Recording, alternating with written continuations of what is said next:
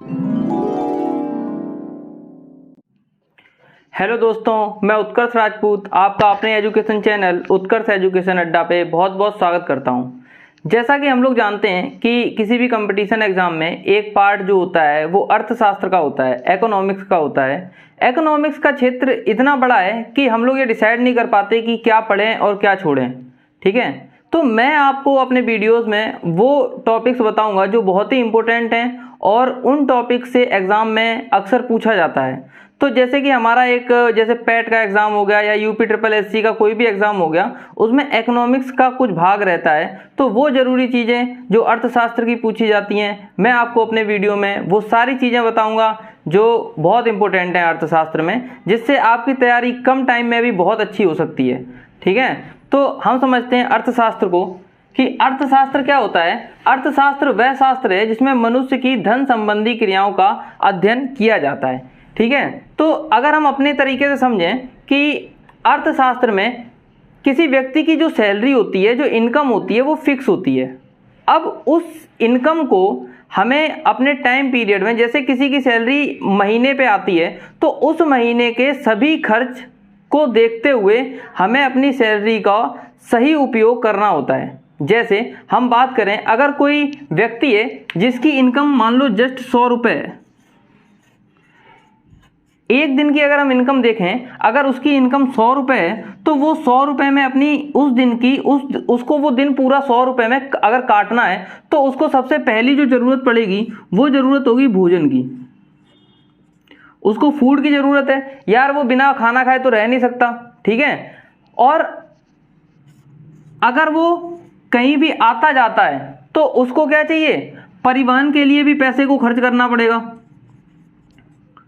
ठीक है, मान लो उसका मन कर गया कि यार मूवी देखनी है, तो वो आईनॉक्स वगैरह में अगर चला गया मूवी देखने। ठीक है, देखिए अगर वो उसके पास केवल 100 रुपये हैं और उसको वो पूरा दिन व्यतीत करना है, तो वो अगर मूवी देखने के लिए चला जाएगा तो यार मूवी की टिकट हो सकता है 150 रुपये की हो, तो 100 रुपये में उसका काम ही नहीं चलेगा। तो मूवी इतनी ज़रूरी नहीं है, वो इसको अवॉइड कर सकता है, वो इसे छोड़ सकता है। लेकिन उसे भोजन की ज़रूरत है, तो भोजन के लिए मान लो वो 50 रुपये खर्च करता है। ठीक है, 50 रुपये उसे भोजन के लिए ज़रूरत है, तो वो 50 रुपये भोजन के लिए उसे खर्च करने ही पड़ेंगे। ठीक है, अगर वो देखे परिवहन का, तो परिवहन के लिए हो सकता है कि वो भाई कार से जाए। अगर कार से जाए तो हो सकता है कार का खर्च केवल 200 रुपये, कार का खर्च 200 रुपये हो। ठीक है, उसी की बजाय अगर वो पैदल चला जाए, तो वो फ्री में भी उस जगह पे पहुंच सकता है। लेकिन वो पैदल जा सकता है या नहीं जा सकता। अगर वो ऑटो में जाता है तो मान लो उसका खर्च केवल 20 रुपये आता है। ठीक है, तो वो क्या कहेगा कि भाई 100 रुपये थे उसके पास, तो वो कहेगा कि भाई 20 रुपये में चलो ऑटो से चले जाएंगे, 50 रुपये में खाना खा लेंगे, टोटल हो गया 70 रुपये। ठीक है, और हमारी क्या हो गई, 30 रुपये की सेविंग भी हो गई। तो उसने क्या देखा कि हम 100 रुपये को सबसे अच्छे से अपने जितनी भी हमारी आवश्यकताएं हैं, जो भी हमारी ज़रूरतें हैं, कम साधनों में असीमित चीज़ों की असीमित आवश्यकताओं को पूरा करने का प्रयास करना। हम देखते हैं कि हम अर्थशास्त्र में यही सीखते हैं कि हम कम चीज़ों में, कम पैसे में ज़्यादा से ज़्यादा अपनी आवश्यकताओं को पूर्ति किस प्रकार से कर सकते हैं। ठीक है, तो यहाँ पे अगर हम देखें तो अर्थशास्त्र के 2 प्रकार होते हैं। पहला होता है हमारा व्यष्टि अर्थशास्त्र, दूसरा होता है समष्टि अर्थशास्त्र। ठीक है, देखिए जो हमारा व्यष्टि अर्थशास्त्र है इसे हम बोलते हैं माइक्रो इकोनॉमिक्स और इसे बोलते हैं मैक्रो इकोनॉमिक्स। ठीक है, तो व्यष्टि के अंदर हम किन चीज़ों का अध्ययन करते हैं, व्यष्टि के अंदर हम किसी व्यक्ति के बारे में जानने का प्रयास करते हैं। ठीक है, किसी व्यक्ति की आय कितनी है, व्यक्ति की ज़रूरतें कितनी हैं। ठीक है, इस व्यक्ति की आय के बारे में जानेंगे, इसकी भी ज़रूरत कितनी है, ज़रूरत इसका खर्च कितना है। कहने का मतलब छोटे लेवल पे हम जो अध्ययन करते हैं इकोनॉमिक्स का, तो वो हमारा क्या कहलाता है, व्यष्टि अर्थशास्त्र कहलाता है। ठीक है, तो इसमें आपूर्ति और मांग के नियम का अध्ययन हम करते हैं व्यष्टि अर्थशास्त्र में। ठीक है, समष्टि अर्थशास्त्र में हम क्या करते हैं, समग्र चीज़ों का अध्ययन करते हैं, मतलब सभी चीज़ों के बारे में देखते हैं। जैसे कि किसी राज्य के बारे में अगर हम देख रहे हैं, ठीक है, तो वो हमारा क्या है, समष्टि अर्थशास्त्र। जबकि उस राज्य के किसी व्यक्ति के बारे में देख रहे हैं कि यार यहाँ के लोगों की इनकम कितनी है, एक एक व्यक्ति की इनकम को देखने का प्रयास कर रहे हैं, तो वो व्यष्टि में चला जाएगा। लेकिन किसी देश या किसी राज्य की पूरी इनकम को हम देखते हैं कि यार क्या हमारी इनकम है, क्या हमारे यहाँ चीजें बन रही हैं, ठीक है, तो वो हमारा आ जाता है समष्टि अर्थशास्त्र के अंदर।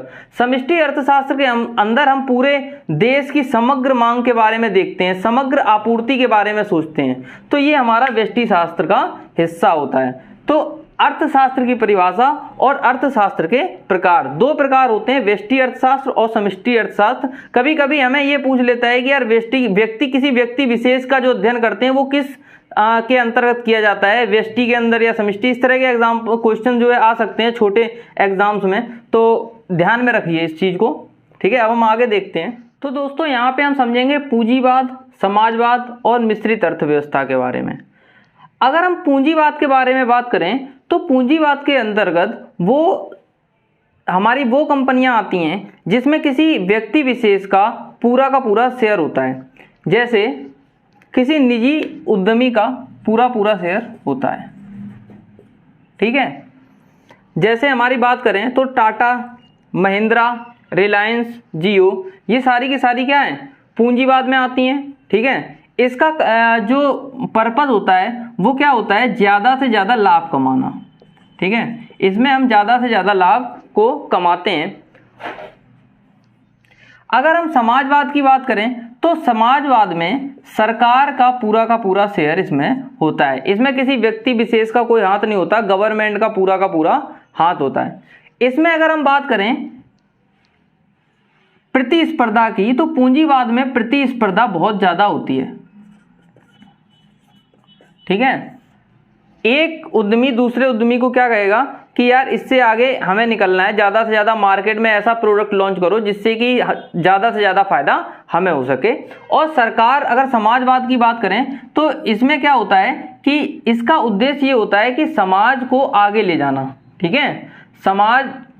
समाज के बारे में सोचना, समाज कल्याण, इसका मुख्य उद्देश्य होता है समाज कल्याण। जबकि निजी का क्या उद्देश्य होता है, ज़्यादा से ज़्यादा लाभ। इसमें अगर प्रतिस्पर्धा की बात करें तो ये इसमें प्रतिस्पर्धा लगभग ना के बराबर होती है, ठीक है, नगण्य होती है लगभग प्रतिस्पर्धा। और मिश्रित अर्थव्यवस्था में क्या होता है, जिसमें निजी प्लस सरकार दोनों मिलकर कार्य करते हैं, ठीक है।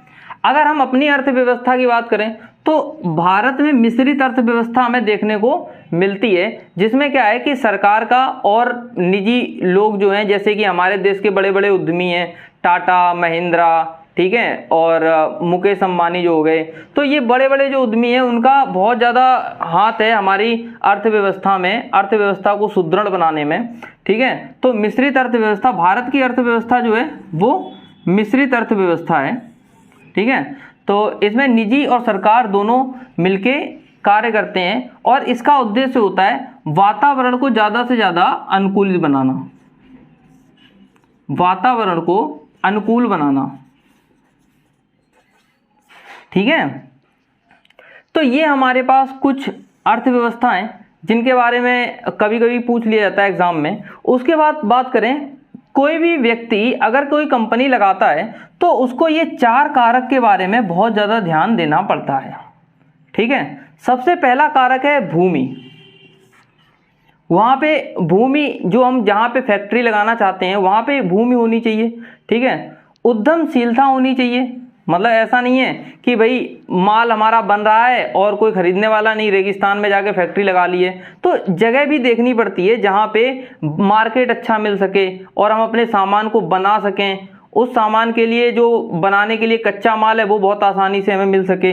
उसके बाद पूंजी की बात करें तो पूंजी जो हमारे मशीनें लगेंगी, ठीक है, जो श्रमिक काम करेंगे या जो गवर्नमेंट ड्यूटीज़ रहेंगी, ठीक है, स्टाम्प वगैरह का काम हो गया, ये सारी की सारी चीज़ें जो करने में लगता है वो क्या लगता है, पूंजी लगती है। जैसे कि कारखाने में बिजली होनी बहुत ज़रूरी है, बिजली की उचित व्यवस्था होनी ज़रूरी है, वहाँ पे जो है अच्छी मशीनरी होनी ज़रूरी है, कच्चे माल को खरीदने के लिए भी पूंजी की आवश्यकता पड़ेगी। तो क्या है, पूंजी वहाँ पे कार्य हमें पूंजी का बहुत बड़ा सहयोग रहता है कि उत्पादन के जो 4 कारक हैं उसमें एक बहुत बड़ा रोल यहाँ पे पूंजी का होता है। फिर जो रोल आता है वो होता है श्रम का। श्रम का मतलब है कि भाई ऐसी जगह पे आपने अपनी फैक्ट्री को लगाया जहाँ पे श्रमिक ही नहीं है। जहाँ पे श्रमिक नहीं होंगे वहाँ फैक्ट्री में कोई कार्य करने वाला नहीं होगा, और कार्य करने वाला जब नहीं होगा तो वो प्रोडक्ट कैसे बन सकेगा, पॉसिबल ही नहीं है। हमारे पास जो लेबर हो वो वेल एजुकेटेड हो और उस मशीन के बारे में पूरी जानकारी रखती हो जो मशीन हम अपनी कंपनी में लगाना चाहते हैं। अगर ऐसा हुआ कि हमें जो है लेबर ऐसी मिल गई जो ट्रेंड नहीं है, तो उसमें भी हमें मशीन अगर ख़राब हो जाए या कोई प्रॉब्लम हो जाए तो वो उसे देख सके और समझ सके उसकी समस्याओं को। तो उचित श्रमिक होना बहुत ज़रूरी है, ठीक है। उचित श्रमिक, तो ये कुछ 4 फैक्टर होते हैं जिनका कोई भी व्यक्ति अगर अपना कंपनी या कोई उद्योग लगाना चाहता है तो अपना उत्पादन बनाने के लिए उसे इन 4 चीज़ों की बहुत ज़्यादा रिक्वायरमेंट होती है। तो इससे हमारी अर्थव्यवस्था पे बहुत बड़ा फर्क पड़ता है। देखिए, अगर कहीं पे ऐसा हुआ कि यार जो भूमि का है रेट बहुत ज़्यादा है, ठीक है, तो कोई भी व्यक्ति अगर कोई अपना प्रोडक्ट मार्केट में लाता है तो मार्केट में उसकी वैल्यू जो होती है, उसकी जो प्राइस होता है वो इन चीज़ों पे डिपेंड करता है। जैसे अगर भूमि के रेट बहुत ज़्यादा होंगे तो भूमि पे क्या, वो भूमि का रेट यानी कि वो टैक्स लगाएगा, हालांकि कम लगाएगा। अगर किसी भूमि पे जो टैक्स लग रहा है वो जो प्रोडक्ट बन रहा होगा वो हमें ही पे करना रहेगा। तो अगर हम भूमि की बात करें, अगर मान लीजिए भूमि का किराया बहुत ज़्यादा होगा, तो अगर भूमि का किराया बहुत ज़्यादा होगा तो उस वस्तु का जो मूल्य होगा वो अपने आप मार्केट में बढ़ जाएगा और वो हमें अधिक कीमत पे मिलेगी। उद्यमशीलता की अगर हम बात करें तो अगर उद्यमशीलता हमें जो है अच्छी नहीं मिल रही है, जैसे हम बात करें अपना कच्चे माल को हम बहुत दूर से मंगा रहे हैं, ठीक है, तो अगर कच्चे माल को बहुत दूर से मंगा रहे हैं और उसकी प्राइस वैल्यू क्या होगी, मार्केट वैल्यू क्या होगी, बढ़ जाएगी। और मार्केट को अगर हमें माल बहुत ज़्यादा दूर तक बेचने के लिए ले जाना पड़ रहा है, जिस जगह पे हमने कंपनी लगाई है वहाँ पे हमारा माल नहीं बिक रहा, तो माल बेचने के लिए हम जितनी ज़्यादा दूर ले जाएंगे तो वहाँ पे क्या होगा, उसकी ट्रेवल कॉस्ट भी बढ़ेगी और एक जगह से दूसरी जगह ले जाने पर हो सकता है अलग टैक्स भी, हमें ज़्यादा टैक्स पे करना पड़ जाए, जिसकी वजह से क्या होगा, मार्केट प्राइस और ज़्यादा बढ़ जाएगा। उसके बाद हम बात करें पूंजी की, तो अगर हमें पूंजी जो है, पूंजी से भी चीज़ें जो है बदलती हैं, प्राइस बदलता है। कैसे बदलता है कि अगर जैसे कि मान लीजिए हमने कंपनी लगाई और कंपनी लगाने में जो लाइट का बिल है या और तरह के जो बिल पे करने रहते हैं, मशीनरी वगैरह का जो खर्चा है, वो हमें अगर जो है सही से उस जगह पे अवेलेबल नहीं है तो हमें क्या करना पड़ेगा, ज़्यादा प्राइस पे करना पड़ेगा, ठीक है। तो वहाँ पे भी क्या होगा, प्राइस मार्केट में बढ़ जाएगा। श्रमिक की बात करें, अगर हमें कोई श्रमिक नहीं मिल रहे तो हम क्या करेंगे, श्रमिकों को दूर से लेके आएंगे और दूर से श्रमिक को लेकर के आएंगे तो वहाँ पे क्या होगा, प्राइस बदलेगा और जिसकी वजह से क्या होगा, हमारे वस्तु के दाम बढ़ेंगे। तो ये जो 4 फैक्टर हैं ये वस्तु की कीमत पे बहुत ज़्यादा फर्क डालते हैं, वस्तु मूल्य पर बहुत ज़्यादा फर्क डालते हैं। तो इसलिए हम इन 4 चीज़ों को बहुत ही अच्छे से याद रखेंगे। उत्पादन के 4 कारक इनको बोला जाता है कि अगर कोई प्रोडक्ट हमें बनाना है तो उसके लिए जो ये 4 कारक हैं, ये 4 कारक जिम्मेदार होते हैं, भूमि, उद्यमशीलता, पूंजी और श्रम, ठीक है। इसके बाद हम समझेंगे मांग का नियम और आपूर्ति का नियम। तो मेरे वीडियो को लाइक करें और सब्सक्राइब करें।